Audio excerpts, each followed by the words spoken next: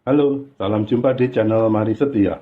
Saya Pio Sumakoyo. Melalui rangkaian video, saya mengajak kekristenan berefleksi untuk menjadi lebih setia kepada Injil.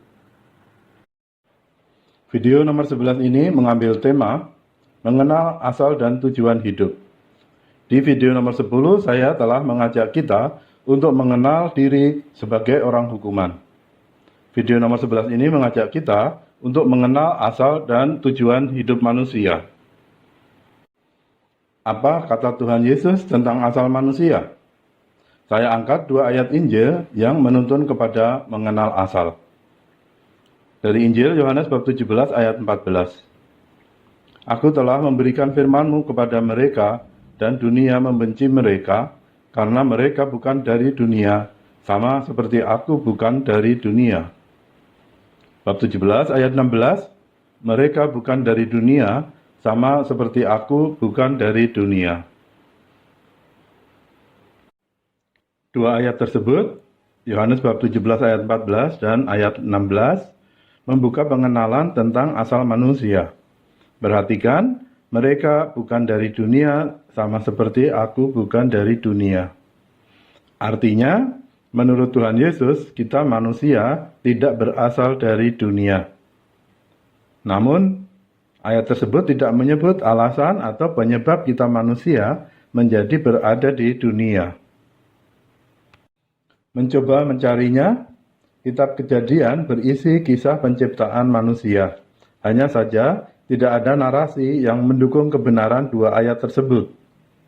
Bertentangan dengan isi Injil Yohanes bab 17 ayat 14 dan ayat 16, kitab Kejadian menceritakan bahwa manusia berasal dari dunia ini karena manusia diciptakan di dunia ini.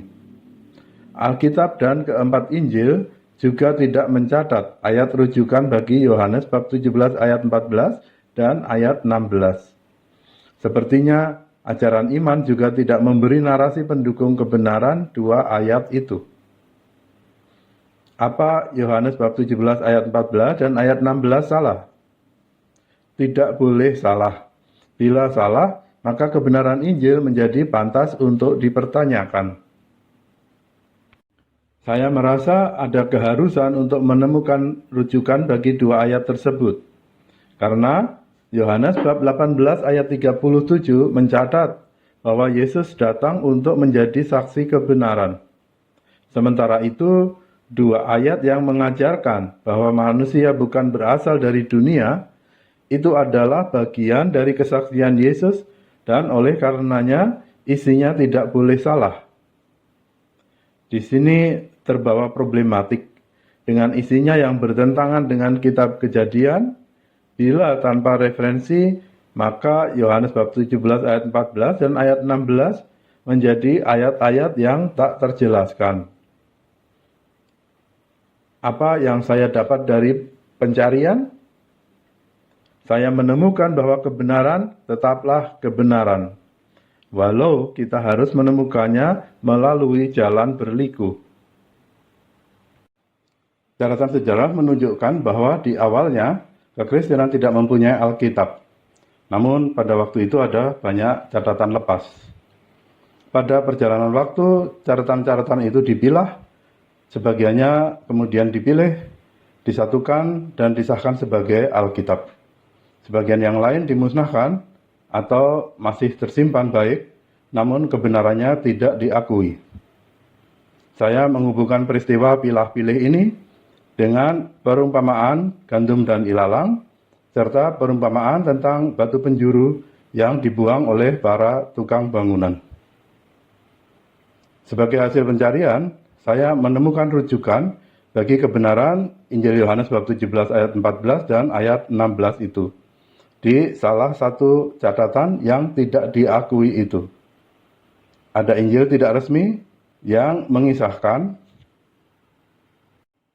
dulu, jauh di masa lampau, suatu ketidaktaatan kepada tuntunan Roh Kudus telah melahirkan ketidaksempurnaan. Ketidaktaatan itu yang kemudian menghadirkan dunia ini, dunia yang tidak sempurna ini. Kita manusia adalah keturunan dari yang tidak taat kepada tuntunan Roh Kudus itu. Demikianlah Alasan atau permulaan manusia berada di dunia ini adalah karena tidak taat kepada Roh Kudus. Ketika Roh Kudus adalah Allah, maka tidak taat kepada Roh Kudus berarti tidak taat kepada Allah, berarti juga menjauh dari mengenal yang sungguh Allah. Sebagai keturunan dari yang tidak taat kepada tuntunan Roh Kudus, dengan sendirinya pada manusia melekat keadaan tidak mengenal satu-satunya Allah yang benar. Ribuan atau jutaan atau miliar tahun mungkin, manusia telah tertatih menderita, berjuang di dunia ini, dan masih akan terus berlanjut. Saya menemukan suatu petunjuk penting. Injil tidak resmi itu mencatat jalan naik adalah sama dengan jalan turun. Bagaimana menafsirkannya? Jalan turun itu adalah ketidaktaatan kepada tuntunan Roh Kudus.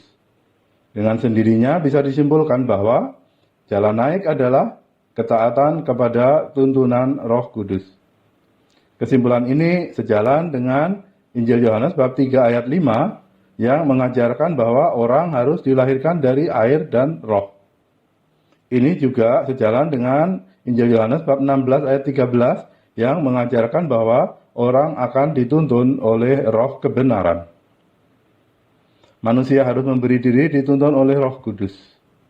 Hingga tiba di Yohanes bab 17 ayat 3, yaitu mengenal satu-satunya Allah yang benar. Kutipan Injil Yohanes bab 17 ayat 3. Inilah hidup yang kekal itu, yaitu bahwa mereka mengenal Engkau satu-satunya Allah yang benar dan mengenal Yesus Kristus yang telah Engkau utus. Menghubungkan alasan keberadaan manusia di dunia ini dengan Yohanes bab 17 ayat 3 sepertinya cukup benar untuk menggambarkan jalannya karya penyelamatan secara ringkas, bahwa yang terbuang atau yang pergi karena ketidaktaatan kepada Roh Kudus, ia akan bisa kembali melalui ketaatan kepada Roh Kudus. Yang terbuang atau yang pergi karena kekeliruan, ia akan bisa kembali melalui mengenal dan mengikuti kebenaran. Sekarang, mengingat bahwa jalan naik adalah sama dengan jalan turun, dan mengingat bahwa jalan turun adalah ketidaktaatan kepada Roh Kudus, maka jalan naik adalah kembali taat kepada Roh Kudus.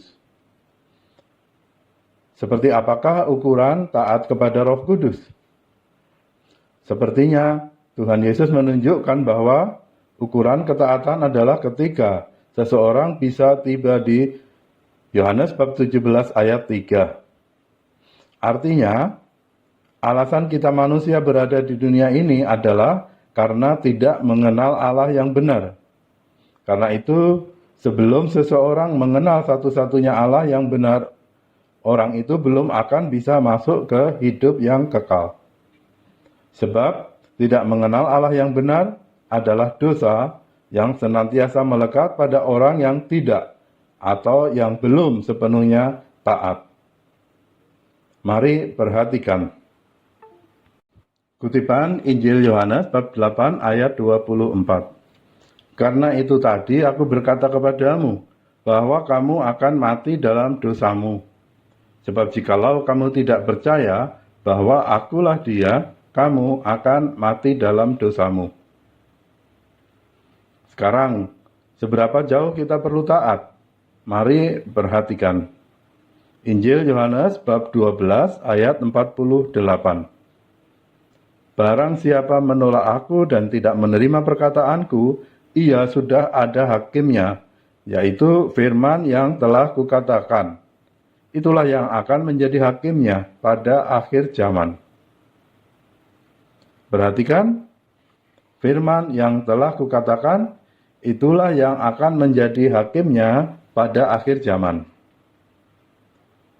Demikianlah, Tuhan Yesus telah memperkenalkan kebenaran tentang asal kita manusia yang bukan dari dunia ini. Tuhan Yesus menghendaki kita mengenal kebenaran itu, dan Ia menunggu kita untuk kembali ke tempat asal. Tuhan Yesus menghendaki kita untuk tidak tinggal selamanya terbelenggu di dunia ini. Injil adalah penuntun bagi sesiapapun yang ingin pergi ke tempat di mana seharusnya ia berada. Saya tidak akan menjelaskan hal Injil tidak resmi itu di sini, tetapi setidaknya ada 4 alasan kenapa saya harus mengangkat keberadaannya. Pertama, karena di dalam Injil resmi, bahkan di dalam Alkitab, tidak ada ayat yang mendukung kebenaran Yohanes bab 17 ayat 14 dan ayat 16. Yohanes bab 17 ayat 14 dan ayat 16 adalah bagian dari kesaksian Yesus. Dan oleh karenanya itu tidak boleh salah. Karena isinya bertentangan dengan kitab Kejadian, maka Yohanes bab 17 ayat 14 dan ayat 16 perlu mempunyai referensi pembenar. Tentang adanya kebenaran di dalam Injil tidak resmi itu, Roh Kudus telah memberikan petunjuk. Di dalam Injil resmi, saya menemukan 3 petunjuk yang patut ditafsirkan sebagai tuntunan Roh Kudus yang menunjuk Injil tidak resmi itu sebagai bagian dari kesaksian kebenaran. 3 petunjuk itu saya sampaikan dalam bentuk alasan kedua, ketiga, dan keempat. Kedua, bisa jadi bahwa yang tidak resmi itu berisi gandum pengajaran benar yang tercabut bersama lalang pengajaran sesat. Lihat Injil Matius bab 13 ayat 24 sampai dengan 30. Yang ketiga, bisa jadi bahwa yang tidak resmi itu adalah batu penjuru pengajaran yang dibuang oleh para tukang bangunan. Lihat Injil Markus bab 12 ayat 10. Alasan keempat, bisa jadi bahwa yang tidak resmi itu adalah kelengkapan tulisan Injil oleh Yohanes, sebagaimana Yohanes mengisyaratkan di dalam Injil Yohanes bab 21 ayat 25. Isinya sangat dahsyat sehingga Yohanes menuliskannya dalam bentuk pesan tersembunyi. Agaknya dunia ini tidak dapat memuat semua kitab yang harus ditulis itu. Ya, semoga dunia ini sekarang dapat memuat beban dahsyat itu. Sekian dan terima kasih telah menyimak. Jangan lupa subscribe untuk menerima info video lanjutan. Silahkan share untuk ikut mewartakan Injil kepada lebih banyak orang. Tuhan Yesus memberkati.